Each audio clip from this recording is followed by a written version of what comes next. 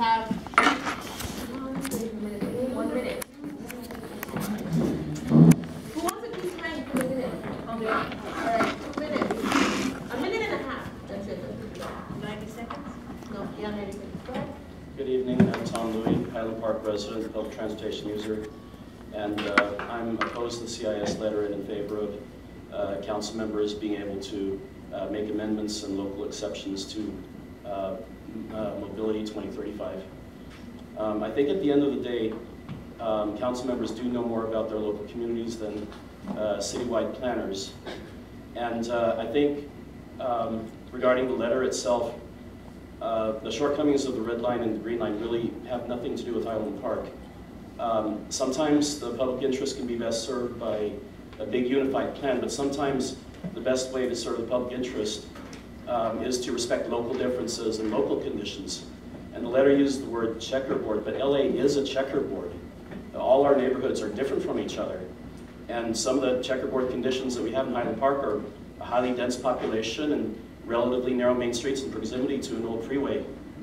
And so I think in this case, the checkerboard might be the better public service. And if we have enough imagination and goodwill, I mean, I think there is a way to find a solution that doesn't pit portions of the population against each other, like cars versus bikes versus buses.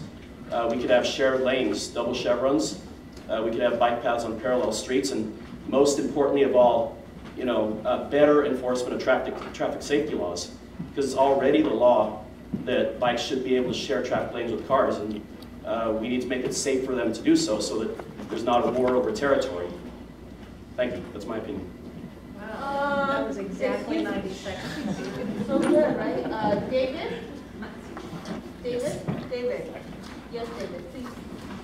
Hi, I'm David Matsu. I'm a Mount Washington resident, but I work in Highland Park area, own business, own property, and in the area a lot. I did want to speak briefly in support of the letter and the motion. I've been involved with some other transportation planning, and I think what Mr. Slater said gets to the main point, is that these plans are developed by experts and by city officials who are familiar with the overall system of transportation in the city, and to allow individual areas to start tinkering with these plans. It'd be one thing if they were being tinkered with based on local conditions that were somehow unique, but what we've seen so far in most of the motions being applied to the mobility plan is that they aren't really based on any genuine concerns about local conditions. They're based on local power struggles between interest groups and perceptions of bikes versus cars. This is some sort of battle that is a limited pie, and that only, you know, for one person to win, someone else has to lose. These plans were carefully developed, carefully designed. They are broad, comprehensive. They have the goals of improving mobility, improving safety, which doesn't get emphasized enough. I think that's one of the main goals of the Mobility 2035 plan. And to begin just hacking away at pieces of it for colloquial concerns about interest groups and who has a say in what road gets designed what way is not going to serve the general purpose. So I encourage you to support it. Thank you. Right. Miranda. So I want to say the motion that this mobility plan is looking to the future of how the city moves in general, and is not just focused on how people move today. And so, as we've seen also with the regional bike plan already, we've already opted out of actually implementing the bike plans that were planned for anyway. So not to say that in 10 years, it's the environment changes, that, you know, adapt to the environment changes as well. But I don't, especially with adopting Vision Zero as a city to try to get pedestrians cyclists, especially given the fact that I think now one person has died this year on Figueroa, and then 3 other people have been hit on Figueroa with like serious injuries on the bike. No, not even including pedestrians. I can't remember how many pedestrians. So it's also not just about the bicycles; it's about slowing down traffic as well.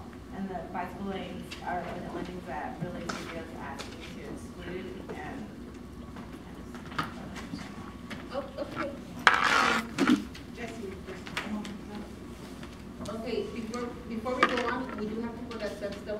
so I want to read those first, okay? Yeah.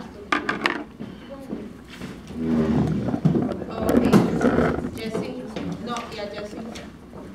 Well, my name is Gil Cedillo. I'm from the Norris Business Association, and we have opposed to the bike lanes since the beginning. The reason is because that is a congestion on the boulevard. If anything happens on the freeway at 110, all the cars as it is, they will jump here on Figueroa. And the bike lanes is obstructed. All the cars that pass through, doesn't matter where you live or where you go. Cars are not going to go away because it exists. The only way we have a transportation is to have a car for going to point A to point B. So if you say that you're going to drive it here to West LA, it's not possible. People, the low-income family is not going to take the time, 3 hours to go to work in a bicycle. They need to get transportation. Definitely, to have a car is not a luxury, it's a need. For the low-income family, is what everybody to be able to get to point A to point B, they need transportation. They're not going to get a bicycle. It's illogical. So that's where we have. First of all, here on Figueroa, it is Route 66. So that's a historical corridor. So it's important to look at the perspective of the business corridor. If you want to create a business corridor, you're not going to be able to have a bicycle lane on the corridor. But why? Because cars has to go through fast as possible. Right, thank you. Linda, Oh, that was quick. are you speaking as a council member representative or Yes. a stakeholder? No, it's council member. Okay. On behalf of the council member. Excuse me. So I just wanted to clarify a couple of things because I think there's some, can you hear me now? Excellent. So I just wanted to clarify the three things that the council member was most concerned with was the lack of accessibility to public participation. There were several community meetings, none of which were held in the first council district. There was also a lack of access for folks that don't have computers because most of it was done online.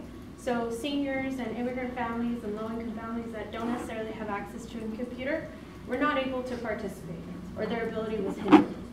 And then lastly, the council member was concerned with not necessarily there's the bicycle enhanced network versus the neighborhood enhanced network, and that was his major change, was to switch from the neighborhood enhanced network, including North Figueroa, which would be encompassing for everybody and would incorporate pedestrians, bicycles, as well as motorists. So he's just trying to look out for everybody as opposed to one singular group. Thank you. Thank you. All right, Nancy Wyatt. I would like to point out Figueroa Street is one of the oldest streets in our city. Highland Park is one of the oldest areas, almost the oldest. Figueroa is not a wide street, as most of the streets that are included in this Great Streets program are much wider than our street. And also, whenever there's an accident on the freeway, I think it was mentioned, but it's very important to know that the traffic is redirected to Figueroa, and most of that traffic occurs in the morning or in the evening. And also, you should know that the emergency ambulances and the fire department have already publicly stated that they will be slowed down in their responses. Well, then why did they say it if it's not true? I can't. Okay, let her, it's a public comment, let her finish. I just want to point that out because we as a community are so much older in what has been constructed for us that we need to take into consideration that we're not the same as the whole city around us that is much newer. So I'm in favor of bicycles, don't get me wrong, but we're going to have problem after problem if we take away a car, and that's my position. All right, thank you. All right, wait a minute. There's one reason on the email. So Tricia Gossett here of Highland Park, I support mobility plan 35 days without any proposed removal of bicycle lanes. So we're encouraging issued agency to send a letter supporting the same mission. Another one is from who's this person? Gretchen Knudsen, who says, I'm out of state this week but want to submit comments. I fully support Mobility 2035 as it applies to Highland Park. The community's transportation needs are best addressed with full implementation of the Vision Mobility 2035. Understand Cedillo's amendment will be considered at a future meeting. I do wish to remain on the record that his suggested revision is short-sighted and ill-conceived. It will create a plan for Highland Park that is out of step with the vision for the rest of the city of LA. Highland Park deserves full implementation of Mobility 2035 without changes. I think we just had. Okay, Melanie Freeland. I'm writing to express my support of the proposed community impact statement in support of the Mobility Plan 2035 and its entire network of proposed safe street improvements. Too often the community need for quick commutes has outweighed safety of the entire community. In Northeast LA, this has resulted in continued traffic collisions, some of them fatal. The Mobility Plan establishes a Vision Zero goal by 2035, which means LA would strive to reduce traffic deaths to zero. In order to meet this goal, streets must be made safer, including those in CD1, and I urge the council to support the plan and its and then there's Gil Ramos is the one that I've left as the lifelong resident of Highland Park and also a bicycle safety instructor. That provides educational resources to low-income Spanish-speaking communities in LA. Much of my work is done throughout CD1 and LA County. I probably support the mobility plan laid out. Council Member Cedillo's amendment. This plan moves away from car-centric LA and provides health and safety benefits to all Angelinos. By allowing various options of moving around the city, I recommend that the council member do research on how many households in this district actually own cars, and more importantly, how many pedestrians and bicyclists have been killed or have been severely injured due to traffic collisions. My only concern with the plan is that there be a comprehensive engagement and implementation process, and the process should include language interpretation, child care, and input from community before implementing any of the changes to the roadway. In addition, I would recommend that communities with the biggest roadway collisions and health disparities be prioritized for the plan. And then this is Tina Miller, Loda Miller. I'm in full support of the 2015 mobility plan set forth by the LA City Council. Our city needs to invest in infrastructure that will work with the growing population of LA and move people efficiently and safely. Bike lanes, pedestrian enhanced intersections, and bringing safe streets to every community is first and foremost in our metropolis. Every council district is taking consideration and funding for these types of street improvements that bring quality of life especially in the city. Also, I'm opposed to see Council Member Cedillo's request to remove all the CD1 from this plan and questions motives in doing so. We have not thought about a reason for or solution for doing so, and is not informed this constituent with the previous motion made by the city council. That's all the comments. All right, no, Well, I know, but for public comments. all right, go ahead now. Oh, and I think before we finish I have something to say, very important before I call, so don't everybody get up after, because this is almost done, okay? And also, is there anybody else that wants to make a public comment? Do it now or forever hold your peace. All right, go ahead. Okay, this is a great concept, but although they talked about it being neighborhood-centric, there are a lot of people who have concerns. I've spoken to probably 15 or 20 people over the last week because it impacts our community, because local conditions here are unique. We have limited through streets, parallel to York, parallel to Figueroa, parallel to Colorado north of us. Their problems have been manifest on York for a number of years. We need to address implementation because as it stands now, single lanes run in each direction, impede buses and safety vehicles. We don't have the public transportation infrastructure currently available now to really cater to everybody. We have problems with people who can't ride bicycles, like the handicapped seniors. We have people who do transits. We can't ride bicycles in the rain. We can't pick up kids in the rain. We can't pick up our laundry in the rain and other errands. I think that the whole thing needs to be included in this. Needs to be a really significant reappreciation of implementation, because if we implement things too soon, we're going to create more problems and incur more costs. All right, I do have something to say, excuse me. Just to be clear, at a meeting that the council member had, and we had officials, we had Captain Burr and we had another captain speak. They spoke on their behalf, even though they said that they were representing LAPD, because the official word from LAPD was that bike lanes do not impede traffic. or what they're doing, their response time, okay? Let's just make that very clear, okay? Anyways, what do you want to say? I heard exactly the opposite, being on the board of Glen, from both new captains. Anyway, Actually, just so you know, Rick got in trouble for what he said. the law regarding Figueroa is that it's a Class 2 highway, which means it has to have 2 lanes going in both directions.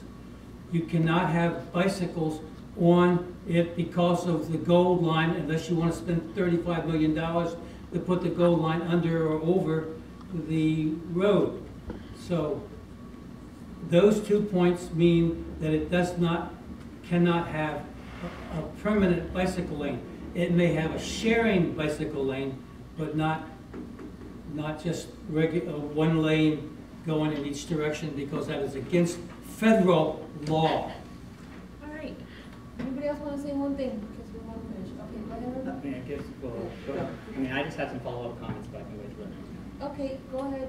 Well, isn't this really about taking Highland Park completely out of the picture so we would never have that option? Because if that's what it is, then we really don't want it. We want to be able to have a choice, because then we can make changes and improvements. If you take us out completely, then we can never, ever participate. Isn't that the point of this mobility, the additional amendments? Yeah, they're basically asking, all 3 of them are asking to remove basically any bike lanes from their plans, in their district, so that they'll basically ask. Yes? Yeah, if I can clarify, because they were currently under the bicycle enhanced network, and the council member's amendment was to switch them to the neighborhood enhanced network, which doesn't necessarily mean no bike lanes. It's supposed to be inclusive for pedestrians, bicyclists, and motorists alike, so it doesn't necessarily mean no bike lanes. It's just more inclusive as opposed to no. I guess it's not question. Because the neighborhood enhanced network opens it up for more public safety options. We ready for Wait, Just trying to clarify. okay. Anybody else on the board want to say something? Because this is the last thing we're going to say while we speak. Okay?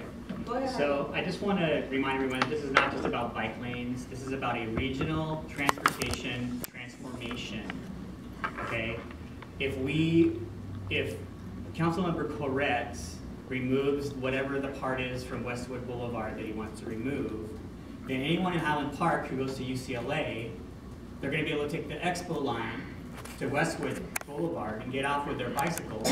But once they get to Westwood, they won't have a safe way to get across Wilshire Boulevard and get to school. This is not just about Figueroa Boulevard. We got to get off this Figueroa Street bike lane tit for tat thing. This is not about that. This is about a vision for our city that has been crippled by the grips of the automobile and gasoline industry. And we want to give the people of Los Angeles an opportunity to get out of their cars and get around Los Angeles safely and efficiently. That's what I'm talking about here. So I'm just asking people to just be a little visionary. This is a 20-year plan. You're not going to lose Figueroa Street tomorrow. That's not what this is about. So I just wanted to say that to clear the air on that. Just a few points that were made. If the concern of Councilmember Cedillo was about proper outreach, then it would have made more sense for him to just oppose the plan altogether, as opposed to just pinpointing bicyclists and this and that. So that's a response on that. Luxuries being a need, cars being a need instead of a luxury, that's my point in this community impact, because that's the point of the whole plan. Cars should not be a need. They should be something that people decide they want to drive. People should not have to drive a car just because they live in Los Angeles. That's absolutely absurd. And what else? That's it. That's my follow-up statement. All right. No clapping. I don't appreciate clapping or any of that. Remember, I don't like that. All right. All in favor of supporting the CS? Aye. Aye. Opposed? Opposed. Okay, so wait a minute. If you're opposed, we have Stan, we have Joe, and we have Liz. Abstain? All right, motion passes. It's going to go happen. All right. Now, that was